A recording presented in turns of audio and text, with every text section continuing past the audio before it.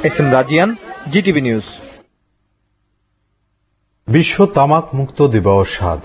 নীরব ঘাতক তামাকের কারণে প্রতি বছর বাংলাদেশে মারা যাচ্ছে ৫৭,০০০ মানুষ, আর পঙ্গুত্ব বরণ করছে আরো প্রায় ৪ লাখ। ইউসুফ রায়হানের ক্যামেরায় তামাক সৃষ্ট স্বাস্থ্য খাতের বিভিন্ন ভয়ঙ্কর চিত্র তুলে ধরছেন FM বায়েজিদ। ধূমপান ও চর্বণযোগ্য সব ধরনের তামাকই স্বাস্থ্যের জন্য ক্ষতিকর। বিড়ি ও সিগারেটের ধোঁয়ায় রয়েছে ৭,০০০-এরও বেশি রাসায়নিক পদার্থ, যার মধ্যে ৬৯টি ক্যান্সারের জন্য দায়ী। ধারণা করা হচ্ছে ২০৩০ সাল নাগাদ বিশ্বে প্রতি বছর তামাকের কারণে মারা যাবে ১ কোটি মানুষ, যার ৭০ লাখই বাংলাদেশের মতো তৃতীয় বিশ্বের।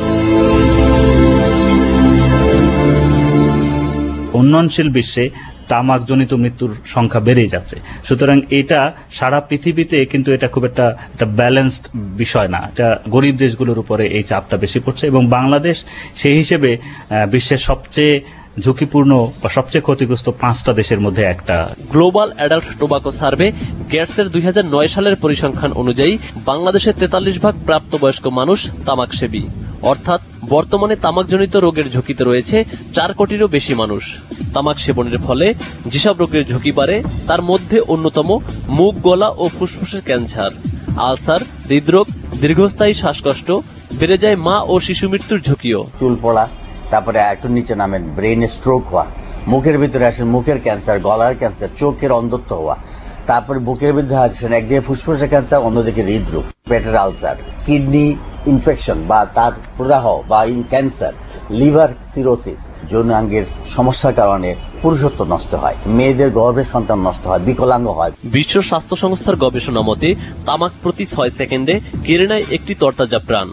তরুণ বয়সে ধূমপান শুরু করে নিয়মিতভাবে চালিয়ে যান, তারা জীবনের ২২টি বছর অকালে হারিয়ে ফেলেন। অর্থাৎ তার বাঁচার কথা যদি ৭০ বছর থাকে, তাহলে তিনি ৫০ বছর পর্যন্ত বাঁচবেন। এটা কারণ হচ্ছে প্রতিটি সিগারেটে প্রায় ৫.৫ সেকেন্ড করে আয়ু কমে। তামাকের আগ্রাসন থেকে রক্ষা পাওয়া প্রতিটি মানুষের নাগরিক অধিকার। আগামী প্রজন্মকে সুস্থ ও স্বাভাবিক জীবন উপহার দিতে তামাক নিয়ন্ত্রণে সময়োপযোগী কঠোর পদক্ষেপ নেয়ার এখনই সময়। FM Bayazid, GTV news, Dhaka. এবারের বাজেটে জনস্বাস্থ্য রক্ষায় সরকার তামাকের উপর বাড়তি কর আরোপ করবে বলে আশ্বস্ত করেছেন বাণিজ্য মন্ত্রী তোফায়েল আহমেদ। সকালে রাজধানীর জাতীয় জাদুঘরে কবি সুফিয়া কামাল মিলনায়তনে তামাক মুক্ত দিবস উপলক্ষে এক আলোচনা সভায় বাণিজ্যমন্ত্রী ব্যাপারে আশ্বস্ত করেন। মাদকদ্রব্য ও নেশা নিরোধ সংস্থা মানস আয়োজিত আলোচনা সভায় তিনি মাদকদ্রব্য ও তামাক নিয়ন্ত্রণে সরকার বিভিন্ন পদক্ষেপের কথা তুলে ধরেন। সেখানে তামাকজাত দ্রব্যের যে ট্যাক্স এটা বাড়বে। বাংলাদেশে মানুষ যে কর্মসূচি হাতে নিয়েছে, এটা আমাদের সকলেরই সহযোগিতা করা দরকার, এবং আমরা যারা সরকারে আছি, রাষ্ট্র পরিচালনার দায়িত্বে, আমাদেরকে এই ব্যাপারে বিশেষ উদ্যোগ নিতে হবে। এবারে রিপাবলিক ইন্স্যুরেন্স, জি বিজনেস।